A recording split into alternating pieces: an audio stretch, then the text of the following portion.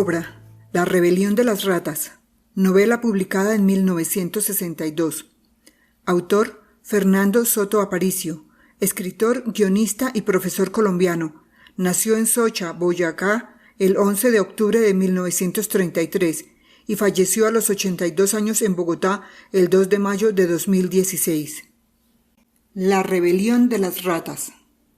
Febrero 10, sábado. Antes todo era sencillez, rusticidad, paz, y de pronto el valle se vio invadido por las máquinas. El mediodía fue roto por el grito estridente de las sirenas. Los caminos se perdieron bajo toneladas de polvo y anchas vías cruzaron el verdor de los sembrados. Los árboles, cercados por el humo, envejecieron y terminaron por perder sus hojas y sus nidos. Y el silencio, ese bendito silencio que era como un manto protector tendido sobre el campo, huyó para siempre hacia la montaña. Así como el paisaje, los rostros cambiaron también. Ya no era la cara ancha y sonrosada del sembrador, ya no las mejillas frutales de las muchachas, ni los ojos risueños de los niños. Eran semblantes deformados por grandes cicatrices, con hirsutos pelos que les daban apariencias bestiales o ridículas. Eran pieles ajadas por el sudor, ennegrecidas por el hollín, picadas por las viruelas inclementes que diezmaron la población del valle como plaga bíblica. Eran ojos asustados, huidizos, brillantes de codicia, señalados por las huellas imborrables de crímenes pasados. A eso lo llamaban algunos pomposamente civilización, progreso. La esperanza de la patria estaba allí. Con el sacrificio de unos pocos se aseguraba la tranquilidad de muchos. Era necesario que el valle perdiera su aspecto bucólico para que la nación recobrara su estabilidad económica. Al menos tales cosas decían los oradores que acudieron a convencer a los campesinos de la conveniencia de abandonar las cosechas, de trocar la azada por la piqueta, de cambiar el maíz por las piedras negras del carbón y de acabar con los mansos burrillos de carga para reemplazarlos por los camiones de color rojo oscuro, como teñidos de sangre. Los agricultores al principio ofrecieron resistencia, pero pronto fueron cediendo. El miedo, la ambición, el dinero, el analfabetismo. Después de que se descubrieron las minas de carbón en aquel vasto territorio, llegaron de los diversos puntos de la República gentes de toda condición social, pero generalmente desheredados, fugitivos y vagabundos. Rondaron por entre los cultivos, acudieron hasta las casas hospitalarias, siempre abiertas al forastero, y en ellas fueron infiltrando la savia de sus pensamientos, el veneno de sus convicciones, el lenguaje rebuscado de sus argumentos. Entonces los dueños de pequeñas parcelas, verdes en invierno, doradas en verano, tuvieron que abandonarlas, entregándolas a la voracidad de los compradores. Algunos inclusive se vieron amenazados de muerte, pero los más terminaron cediendo de buena gana ante las promesas de un futuro de abundancia y prosperidad. Luego de conquistada la tierra vino la invasión mecánica. Camiones, palas, grúas. Crujieron las montañas centenarias al sentir en su base la puñalada del acero. Se descuajaban con quejidos casi humanos los árboles enormes de los boscajes, y las casas humildes, fabricadas de paja y barro, cayeron con sus ensueños ancestrales ante el empuje de la codicia. No eran malas, quizás, las intenciones de los que esbozaron el proyecto, pero a través de centenares de labios y de cerebros diversos, las palabras y los pensamientos fueron deformándose, y aquellos hombres silenciosos y rústicos no adivinaron lo que vendría. Ocurrió pronto. El valle estaba habitado por 12 o 15 familias regadas en todas direcciones. El rancho de los Morenos, la fundación de los Montoyas, la casita de los Ramírez. Así, por todos lados, un nombre amigo, un rostro sonriente, una mano franca.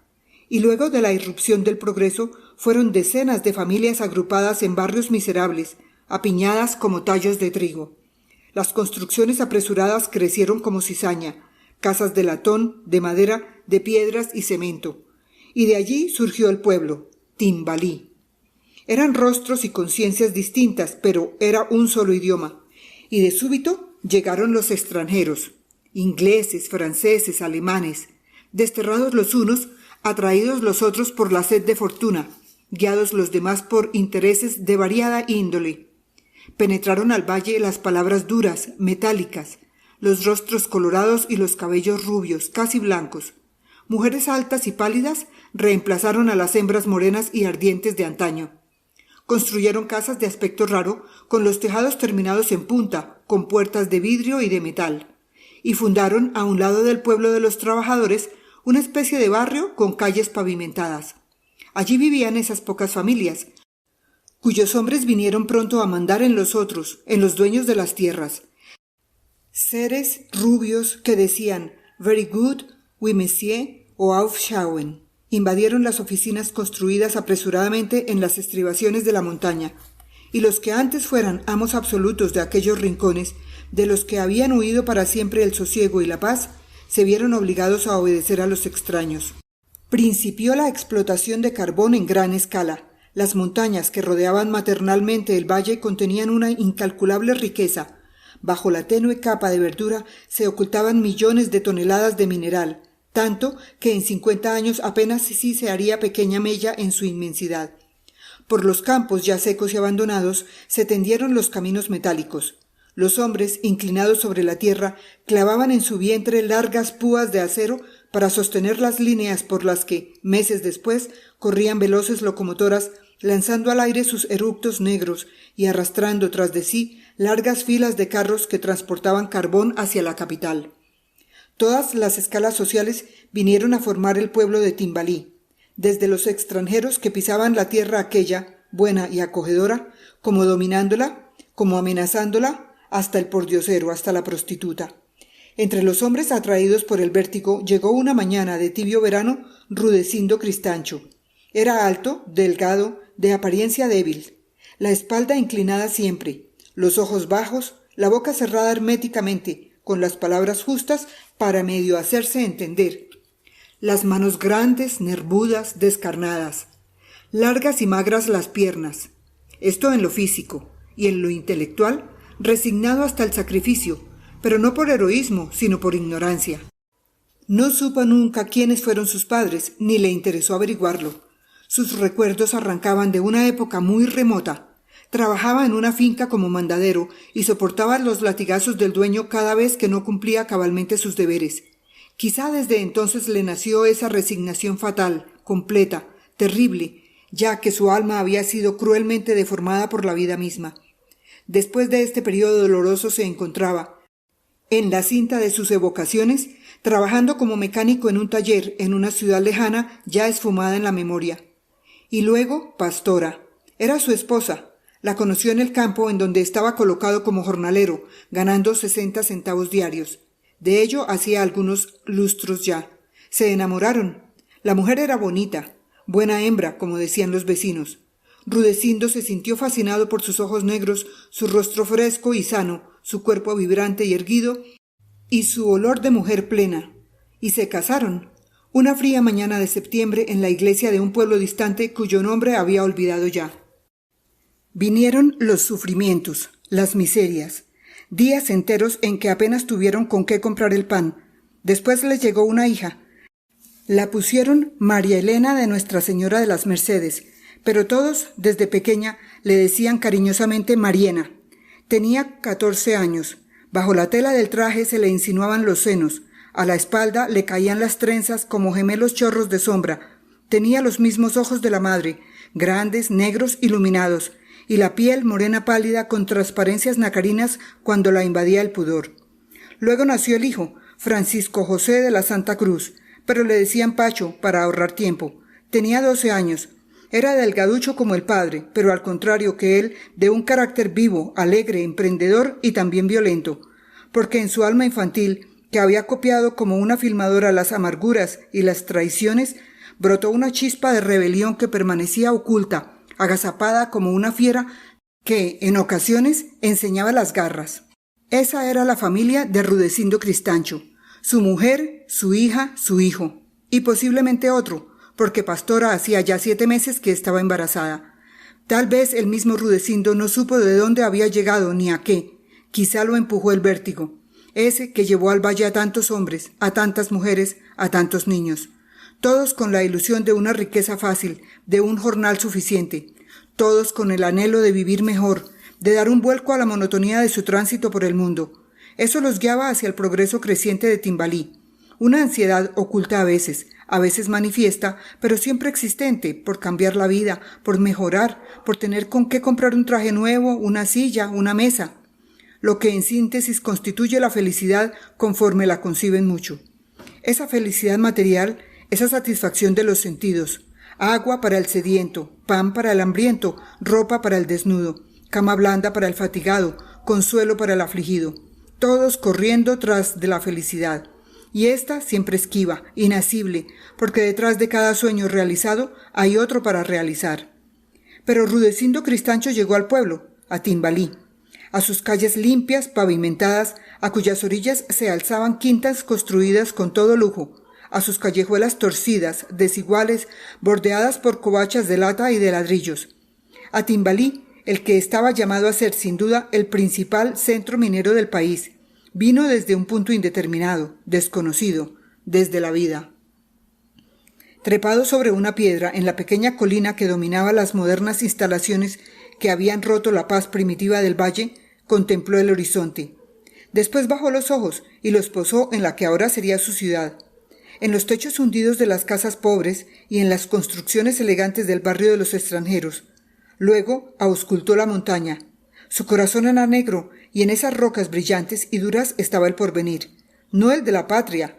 Esta era, para Rudecindo, el pedazo de tierra que tenía bajo sus plantas, en cualquier momento, en cualquier circunstancia. Era el cielo, la luna, el viento, los árboles. Aquello era la patria, pero solamente lo que abarcaban sus ojos. Bajo la capa verde-azul de la montaña estaba su futuro, el suyo propio, el de su esposa y el de sus 2 o sus 3 hijos.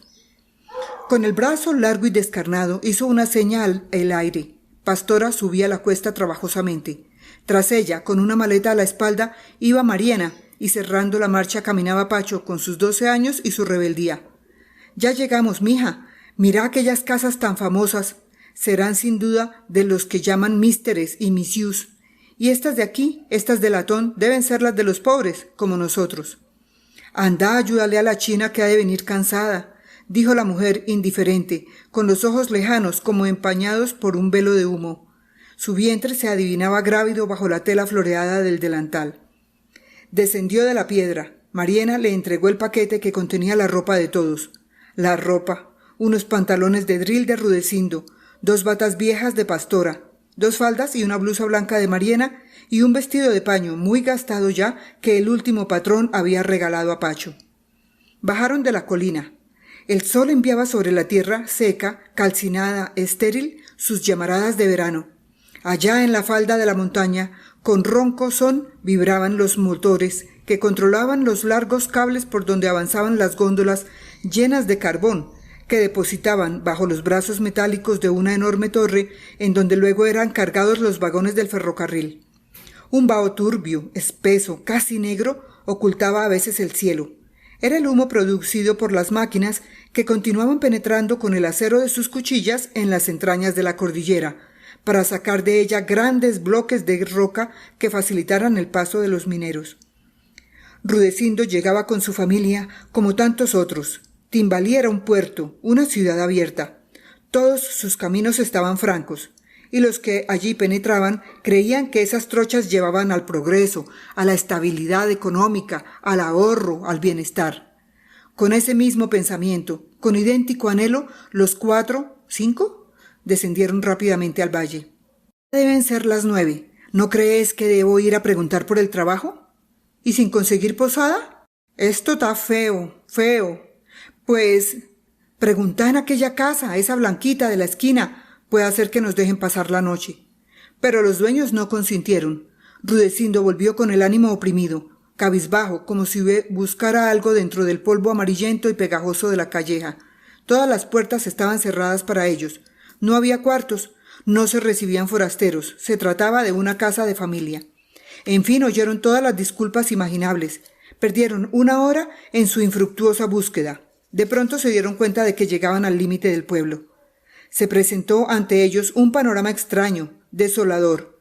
Era una especie de protuberancia del terreno que no alcanzaba a formar una colina, y allí, regados en todas las direcciones de un lado a otro, se veían cajones rotos, hierros viejos y oxidados, varillas retorcidas y quemadas, restos de ladrillo y de adobe, latas, montones de tamo y de troncos viejos, basura, ceniza, lodo.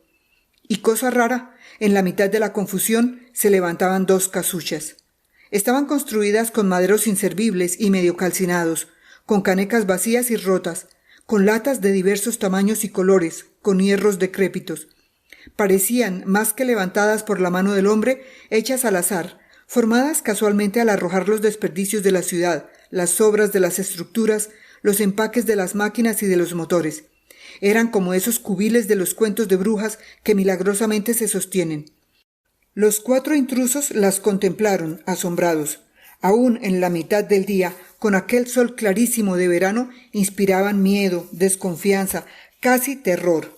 Parecía como si, de repente, de aquellas puertas improvisadas fueran a salir seres fabulosos para rechazarlos por su intromisión en sus dominios prohibidos. Oyeron nítido el llanto de un niño. Venía de una de aquellas chozas. Lo vieron luego asomarse a la puerta de la cabaña. Era pálido, delgado. Desde lejos se veía la anemia en su cuerpo débil y blanco. Tras él apareció una mujer joven. El pelo alborotado le tapaba la frente y le caía por detrás sobre los hombros, que el traje modelaba. Se quedó quieta mirándolos. Los ojos claros tenían una fijeza martirizante. Rudecindo bajó la cabeza conforme a su costumbre, pero Pastora, desesperada ya de la inútil caminata, se acercó a la desconocida. «Buenos días tenga la patrona». «Buenos. Venimos buscando posada. Llegamos al pueblo a trabajar. Todos nos han cerrado la puerta en las narices». «En aquella casa no vive nadie». «¿Y de quién es?» «No tiene dueño. Esta tampoco. Aquí no nos molestan». El niño había dejado de llorar y los miraba. Tendría 3 años, tal vez menos. Era rubio, con los ojos claros como los de la madre. «Yo me llamo Cándida, y este es Neco, mi hijo. Y nosotros, este es mi marido, Rudecindo, y esta es mi hija Mariena, y este es Pacho, y yo Pastora, para servirle. Bueno, creo que seremos vecinos. La casa aquella está en peores condiciones que esta, tiene más goteras, pero conseguirán arreglarla. Se vive como se puede. ¿Qué le vamos a hacer? Anda vos, mija, yo me voy a buscar trabajo. Que Dios lo lleve». Rudecindo se alejó. Lo dominaba el miedo, lo poseía la timidez.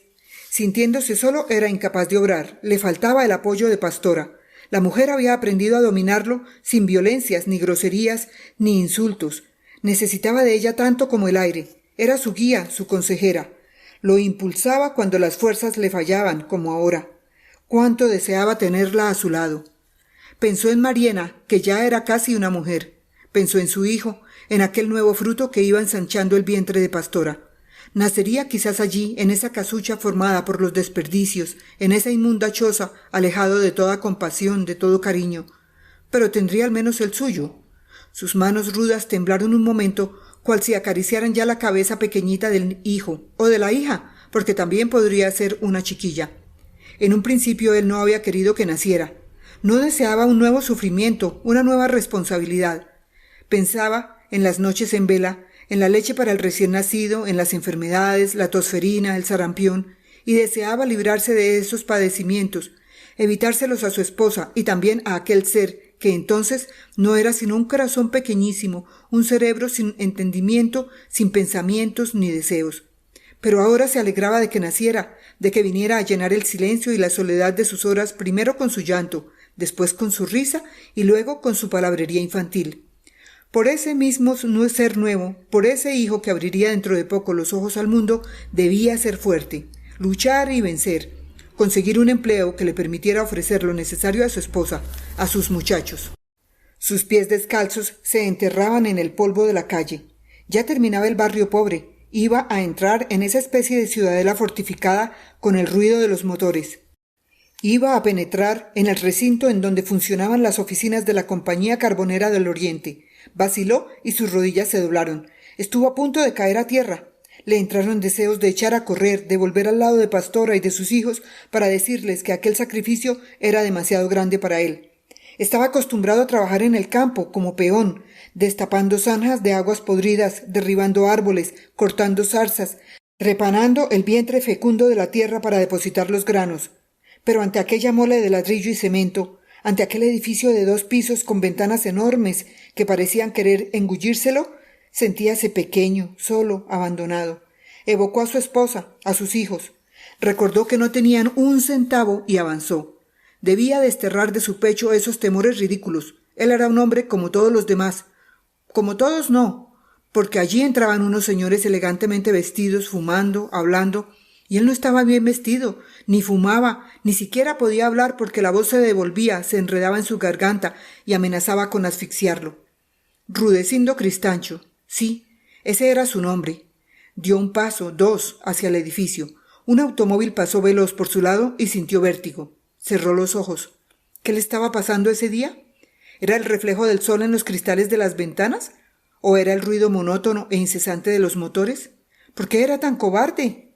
Allá en el fondo más distante de su conciencia se atrevía a formularse esta pregunta. Sí, tenía miedo de todo, temor absurdo de lo desconocido, un rostro, una máquina, una palabra. Él había nacido destinado a la soledad. Pensó que hubiera podido ser feliz sin Pastora y sin sus hijos, metido dentro de un bosque, comiendo raíces. Pero luego movió la cabeza con energía, desterrando los pensamientos. Él amaba a Pastora, no con pasión, con una especie de cariño fraternal, de amistad, y quería a sus hijos tranquilamente, sin violencias. Por ellos podía sacrificarse. Y ahora necesitaba de valor. Por Mariena, que ya iba siendo mujer, por Pacho y por ese otro hijo o hija que estaba esperando a que se cumpliera el plazo estipulado para conocer el mundo y sus dolores, sus sufrimientos y sus miserias. Caminó decidido. Al doblar una esquina del edificio, vio una larga fila de hombres. Se detuvo. Estudió los rostros con mirada quieta, estúpida. Todos eran sujetos de su misma edad, 40 años, quizá menos, quizá más. Los ojos enrojecidos, las manos nervudas y negras, las barbas crecidas. Iban unos con overoles de dril azul y otros llevaban ruana, a pesar del calor sofocante del mediodía. Quiso preguntar, pedir una ayuda, un consejo, pero de nuevo se sintió débil, dominado. Era el mismo miedo, ese maldito miedo de siempre, esa ansiedad dolorosa que le oprimía la garganta, impidiéndole respirar. ¿Será por aquí donde se consigue trabajo?, preguntó al fin, tragando saliva, al último de la fila. Sí, coja cola. ¿Cola?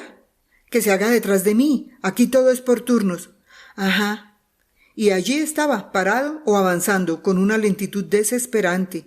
Un paso y un minuto. Otro paso y otro minuto. ¿Qué harían todos aquellos hombres? ¿Buscarían trabajo? Y él, de último en la fila, sin duda se quedaría sin empleo, y tendrían que regresar. ¿A dónde? A la vida de donde habían salido, a la existencia anterior que los vomitaba, como restos de un naufragio sobre la playa ardiente de Timbalí. El primero de los hombres que formaban la fila estaba colocado frente a una ventanilla. Hablaba con alguien que, al parecer, se hallaba detrás del cristal. Al fin se fue. Luego pasó otro, y otro. Rudecindo esperaba aún. Ya estaba más sereno. Casi todos los hombres eran de su misma condición, campesinos enseñados a manejar el arado o la azada, obligados por las circunstancias o guiados por la ambición a trabajar en la Compañía Carbonera del Oriente. Los examinó y luego los contó. Era lo único que sabía hacer, contar, pero solamente hasta 50. En la fila, delante de él, se hallaban colocados 12 hombres. Él formaba el número 13. Malo, se dijo. Pensó que estaba ubicado en un sitio pésimo, que el empleo no resultaría. Luego contó la fila y vio asombrado que él ocupaba el número 11. Trabajo le costó explicarse este hecho. 2 hombres habían sido atendidos ya. Estaba decidido a todo. Se engancharía en lo que fuera, pero ojalá lo dejaran en un lugar donde las máquinas no hicieran tanto ruido. Les tenía miedo. Miraba pasar por sobre su cabeza, a considerable altura, las góndolas que venían de las distantes puertas de las minas llenas de carbón. No comprendía ese fenómeno. Enormes carretillas resbalando tranquilamente sobre lazos al parecer de acero. Instintivamente se hacía a un lado cuando pasaba la góndola. Un obrero que estaba delante de él lo notó. «Ala, ¿no habías trabajado nunca por estos lados?» «No, señor, yo soy de lejos». «¿Y qué, te dan miedo las góndolas?» «¿Las qué, su merced?» «Los bichos esos», y la señaló con el dedo. «Me parece que han de venírseme encima». El compañero rió. «¿Vienes a buscar trabajo?» «Sí, señor». «¿Y qué sabes hacer?» Pues, yo trabajaba antes en el campo». ¿Como jornalero? Sí, señor.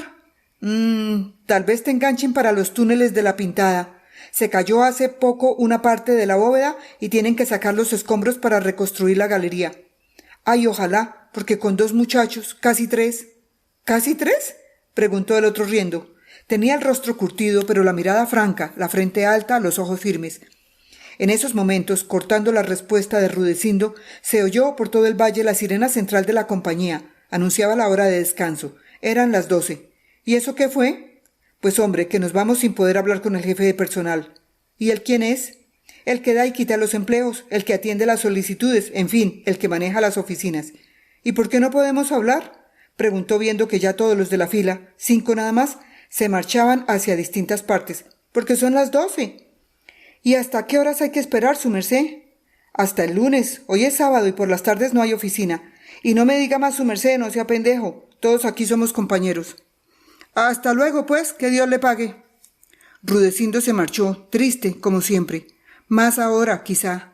Llevaba a su casa una mala noticia. No había podido siquiera solicitar un empleo. Nadie oyó su voz llena de angustia. Ninguno de aquellos extranjeros rubios que decían palabras incomprensibles pudo escuchar sus frases suplicantes.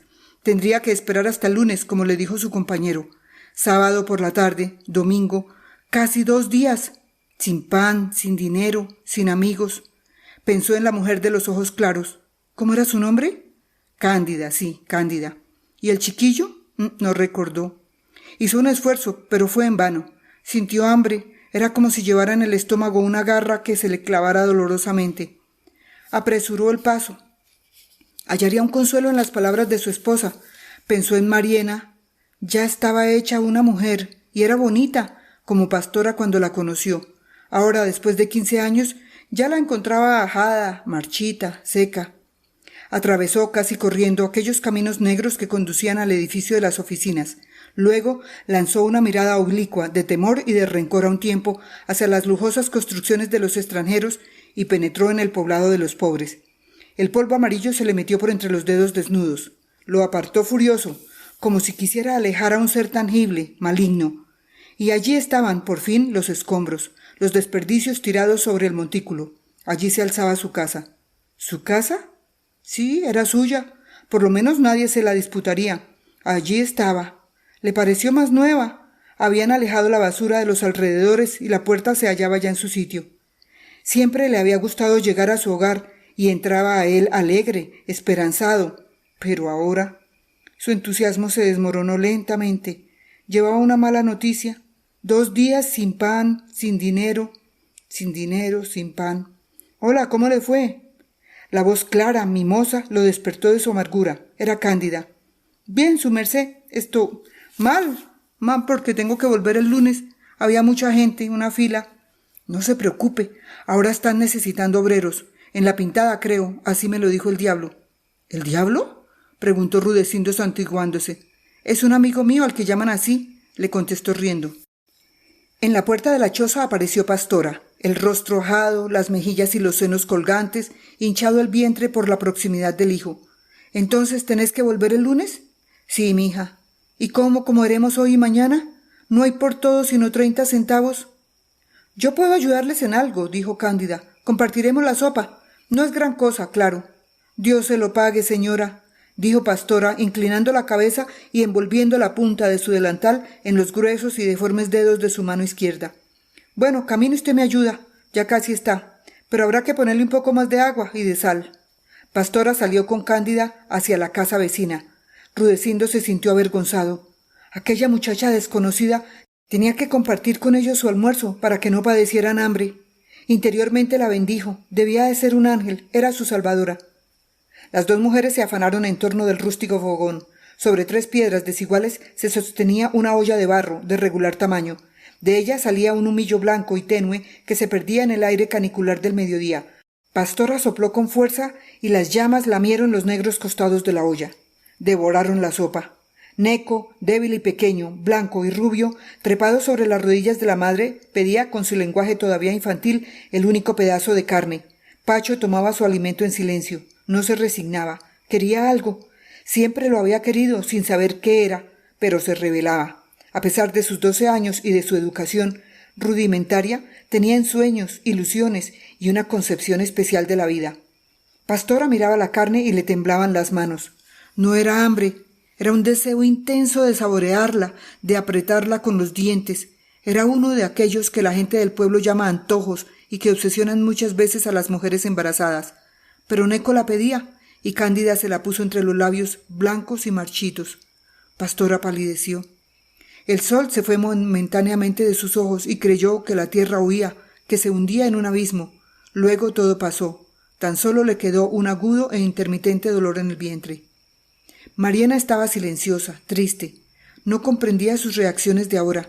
Siempre había sido alegre, aún dentro de la miseria. Y desde un mes a esta parte todo estaba desteñido, mustio. El mismo esplendoroso sol veraniego le parecía alejado, como oculto tras de una nube impenetrable. Tomó con desgano el pedazo de pan que le entregaba Cándida. Miraba hacia el horizonte, hacia el infinito, hacia los límites imprecisos de su alma de mujer que empezaba a nacerle allá dentro, en ese sitio indefinido, no ubicado aún, la cabeza, el corazón, allá muy adentro. Temblaba.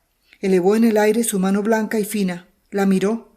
Los dedos estaban más largos, más delgados, la piel más suave, más sonrosada.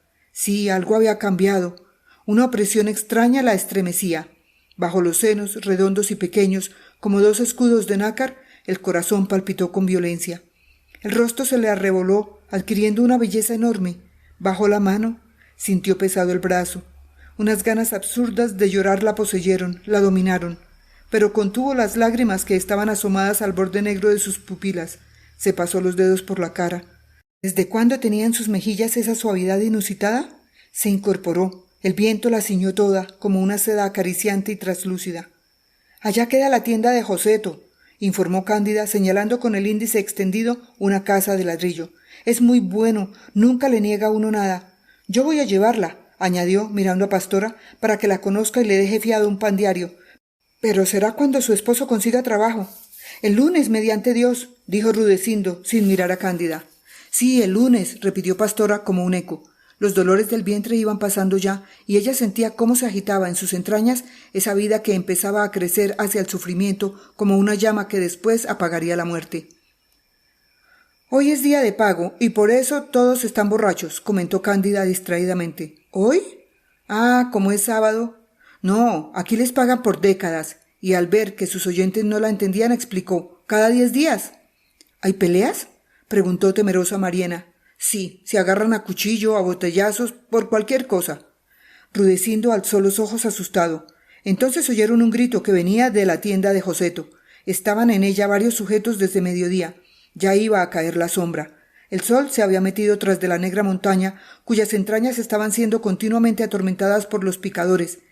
En el fondo de las galerías apocalípticas, por donde circulaban las vagonetas cargadas del mineral que luego vertían en las góndolas. ¿Qué es lo que dicen? Gritan vivas a un partido o al otro. Hay de todo. Y cuando están borrachos no respetan ni tienen miedo. Solo les da por pelear, por cualquier tontería de esas. No tenían miedo cuando estaban ebrios, pensó Rudecindo. Él tampoco lo tendría si tomaba cerveza o aguardiente o chicha. Sería agradable no tener miedo. Plantarse delante de otro, gritarle cualquier cosa ofensiva y verlo reaccionar sin que le temblaran las piernas, sin que se le trabara la voz ni se le nublaran las pupilas. Sí, sería muy agradable. ¿La señora vive aquí sola?, quiso saber Pastora. Sí, casi siempre. Hay noches en que... Pero se calló advirtiendo la presencia de Mariana. Rudecindo lo comprendió todo, mas mentalmente halló de inmediato una justificación para el proceder de Cándida. ¿De dónde venía aquella mujer? De cualquier sitio. ¿A dónde iba? A cualquier parte. ¿Qué habría sido su vida antes de aquella tarde? Eso no les importaba. Les bastaba saber que había compartido con ellos su escaso alimento y que le estaban agradecidos. No tenían derecho a juzgar los procederes humanos. Solo Dios podía absolverla o condenarla. Pensó Rudecindo que ella quizá no sabía quién era el padre de su hijo, de aquel muchacho débil, anémico, que se había dormido sobre sus rodillas. Pensó que Cándida era una mujer que se entregaba a uno y a otro para obtener un poco de dinero con que continuar arrastrando su miserable existencia. Pero no le hizo reproches. Casi la absolvió. Estaba sola, no tenía padres, hermanos, esposo. Sola contra el mundo, contra una manada de lobos hambrientos, contra centenares de mineros que buscarían en ella el espasmo fugaz del placer para dejarle luego entre las manos una moneda o un billete ajado y viejo, tan viejo como el mundo o como el vicio. ¿Quién podía protegerla de la voracidad de los hombres? Pensó con horror en Mariena y en Pastora. ¿Y si él faltaba un día? ¿Si de pronto no pudiera trabajar más? ¿Si su mujer se viera obligada a aceptar cada noche a un hombre distinto para tener con qué comer? Si Mariana se fuera de su lado para seguir en otra ciudad como aquella, en otra mina de carbón, una existencia como la de Cándida, con un hijo de nadie, con una casucha miserable y un amante que le tirara un mendrugo de pan. Cerró los ojos aterrorizado y apretó los puños. Una súbita oleada de decisión lo invadió. El lunes madrugaré y a las 5 estaré frente a la ventanilla. Allí no abren hasta las 8, dijo Cándida y se quedó mirándolo, compasiva, burlona. Un nuevo grito vino de la tienda de Joseto. Luego muchas voces se elevaron a un tiempo. ¿Qué será? Una pelea, es común. Los gritos aumentaban. Se oyó un disparo. ¿Son así siempre? Sí. ¿Y no hay policía, no hay autoridades? Vean, allá está un agente. ¿Cómo que es Quintero? Ya se acabó la pelea. Sin duda fue por política. Son unos imbéciles. Cuando se les sube el alcohol a la cabeza no saben más que gritar abajos a los godos o a los cachiporros. Y entonces vienen los puños, los tiros, los botellazos.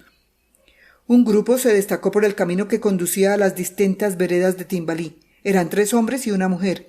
Uno de ellos llevaba la cabeza rota y la sangre le empapaba el rostro. Sus maldiciones y sus injurias vibraban en el aire como dardos sonoros. La mujer trataba de calmarlo, lloraba, conducía a sus espaldas un chiquillo y en la mano un costal medio lleno con verduras y frutas. Pasaron junto a las chozas. Cándida saludó con la mano a uno de los del grupo. Él le contestó en la misma forma. Luego, todos 4 se perdieron tras del arbolado marchito, opaco, que ocultaba el camino. Iba cayendo ya la noche. Parecía como un enjambre de abejas negras que bajaran de las colinas extendiendo sus alas sobre el valle. De repente la luz surgió en todas las calles, en los portones de las casas, en las ventanas. Se iluminaron las instalaciones de la montaña en donde los obreros llenaban las góndolas en la boca de la mina. Rudecindo contempló, absorto, cómo iban naciendo estrellas amarillas en la falda de la cordillera. Y allí, en su rústico albergue, la soledad, la sombra, y el frío también, porque de los cerros bajaba un viento helado y cortante como un cuchillo. En la charca vecina empezaron las ranas su canto monótono. Era un solo acorde, sostenido hasta el fastidio. A veces las chicharras cantaban, ocultas entre las ramas secas y polvorientas de los árboles vecinos. «Ya es tarde», dijo Rudecindo. «¿Quieren irse a dormir?», preguntó Cándida. «Todavía no, señora, podemos estarnos aquí otro momentico». Neco empezó a toser. La madre se despidió y les prometió fabricar al día siguiente una buena cantidad de agua de panela que alcanzara para todos. Se lo agradecieron. Dios no los dejaba solos. Pensó Rudecindo que la mujer que los amparaba era una prostituta, pero las circunstancias, en fin, no se detuvo a meditarlo. «Metámonos al rancho, mija, hace un frío aterrador». Allí estaban, protegidos parcialmente del viento. Este se colaba por los intersticios de la puerta y por las rendijas de las paredes desiguales. Pronto una claridad blanca fue difundiéndose calladamente sobre el valle como un perfume. La luna llena acababa de aparecer sobre la montaña, allá en donde quedaba la mina de la Pintada, de la que le hablara un compañero. Guardaron silencio. Solo se oía el croar de las ranas en el charco. El viento silbaba monótono, lúgubre. Entonces se estremecía Mariena. Era como si oyera palabras imprecisas, como si la sombra tuviera pupilas múltiples. Nuevamente la martirizaron los deseos de llorar. Allí, en la oscuridad, nadie advertiría sus lágrimas. ¿Pero para qué? ¿Qué motivo tenía ella para...? No pudo decirlo. Se acarició el rostro con la mano derecha. Notó más carnosos sus labios. Sí, había cambiado mucho en esos días. Inexplicablemente. Febrero 11. Domingo. Lo primero que oyó Rudecindo al despertar fue el incesante traqueteo de los motores. Abrió lentamente los ojos y examinó la choza. Rodeada por la luz fría de la madrugada, parecía más vieja, más decrépita. El techo estaba formado por grandes latas planas cubiertas de huecos, tapados algunos con brea. Las paredes se formaban de diversos elementos: tablas, hierros oxidados, canecas medio despanzurradas. El piso era de tierra, esa misma amarilla, estéril, inservible, que cubría ahora la totalidad del valle. La puerta, sostenida por un milagro de equilibrio, era casi cóncava. Posiblemente el sol y la lluvia le habían dado esa forma de canoa. Recordó las curiaras meciéndose sobre los ríos llaneros. En alguna época él conoció la llanura y estuvo contratado como vaquero, pero el trabajo le resultó muy duro y lo abandonó pronto. Pensó que la puerta era una curiara y todo el valle un extenso río, y él, allí solo, un náufrago. Intentó estrangular sus pensamientos, pero eran más fuertes que él y lo poseían, lo inundaban con una sensación extraña.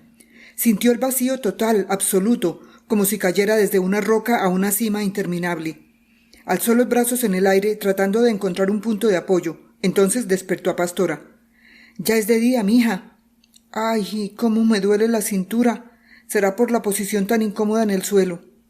Estiró el cuello y luego se sentó. Miró, incrédula, los contornos de su albergue, ya perfectamente dibujados por la luz, y los pensamientos volaron hacia el pasado. Pero ella, violentamente, los hizo regresar a la época actual. No estaba el palo para hacer cucharas. No había tiempo para lamentaciones inútiles. Se hallaban solos en el mundo. Ellos 4, ellos 5, quizás. No tenían a quién acudir. No contaban con una mano amiga que se tendiera fraternal y acogedora. Debían luchar solos contra la humanidad y no dejarse vencer por ella. Solos, solos. Pensó que estaban abandonados, que frente a ellos medio mundo trataba de engullírselos, de dominarlos, de exprimirlos. Se levantó. «Tenemos 30 centavos para comprar el pan, mijo. Debes ir a la tienda de ¿Don qué? Don Joseto. Sí, corre a comprar algo. La señora Cándida nos ofreció agua de panela. Es muy buena la mujer». Rudecindo tuvo casi que tocar el suelo con las manos para poder salir por la puertecilla, chueca y deforme como sus propios destinos. Ya afuera, el paisaje desolado de los alrededores volvió a atemorizarlo. Contempló el sauce marchito, casi gris como canoso, que bañaba sus gajos en las ondas pútridas del charco en donde la noche anterior habían ofrecido las ranas su sinfonía doliente. Contó las canecas espichadas que, como cadáveres metálicos, se pulverizaban a los lados de la choza. Pasaban de 50. Luego miró el rancho donde vivían Cándida y su hijo, suyo, solamente de ella, porque era un niño sin padre. Neco se llamaba. Era bonito el muchacho, tal vez demasiado pálido, pero ese mismo aspecto enfermizo le daba un mayor encanto, el de su fragilidad. Parecía un muñequito de cera pronto a romperse. Neco. ¿De dónde había venido a la vida? Del mismo punto, quizá, de donde había salido él, Rudecindo Cristancho. Un hombre pobre, desgraciado, desamparado. Entonces, con fuerza, se dio un palmetazo en la cabeza y echó a andar hacia la tienda de Joseto. Descendió del montículo. De nuevo, se metió entre sus anchos pies descalzos el polvo amarillento del camino y otra vez sintió cólera contra esas partículas persistentes que parecían perseguirlo. Estaba formada la tierra por ceniza, por polvo, por sudor, por trabajo de todos esos hombres que vivían apiñados en el barrio pobre de Timbalí. Y como el día anterior, sus ojos se posaron con ansiedad y con rabia en los edificios de los extranjeros. Eran personas superiores a ellos, pensó luego. Tenían mayores conocimientos, en fin, hablaban inglés. Para Rudecindo, hablar inglés era tanto como tener entrada libre al cielo. Él sabía ya, por referencias de sus amigos campesinos, todo aquello. Buenos días se decía. No, lo había olvidado ya. Eran unos sonidos trabajosos, como emitidos por la nariz, como rebuznos, había dicho él riéndose la primera vez que le contaron aquello. Good, sí, good, pero el resto no lo recordaba. Místeres y Misius eran los dueños de aquellas casas brillantes, situadas al borde de las calles negras, relucientes, limpias. Allí estaba la tienda de Joseto. Regresó a la realidad y entró. Vio una vitrina de color oscuro con los vidrios sucios, llenos del mismo polvo que hacía asfixiante el camino. Tras ellos se agrupaban dulces de diversas clases, botellas desocupadas y otras llenas de vino de pésima calidad, aguardiente, ron, cerveza en grandes canastas de madera. ¿Qué se le ofrece? La voz lo asustó. Era clara, bien timbrada. Vio tras el mostrador a un hombre, 30 años, tal vez menos, alto, moreno, con el pelo recio e hirsuto. Una cicatriz le agrandaba la boca, pero el conjunto era finalmente agradable. Rudecindo lo calificó como una persona decente. «Vengo a ver si me vende unos panecitos, unos 30 centavos, su merced». Joseto se inclinó y metió la mano en la vitrina. Sacó 3 panes pequeños, morenos, cubiertos por una finísima capa de polvo. «Aquí tiene. ¿Esto vale 30 centavos? Si le parece barato, puedo darle solamente 2. No, su merced, así está bien». 3 panecitos tan pequeños que cabían en sus manos cerradas y sobraba espacio. Uno para Pastora, que estaba encinta, antojadiza, uno para Mariena, otro para su hijo. Él, en fin, era hombre y podía soportar el hambre por más tiempo.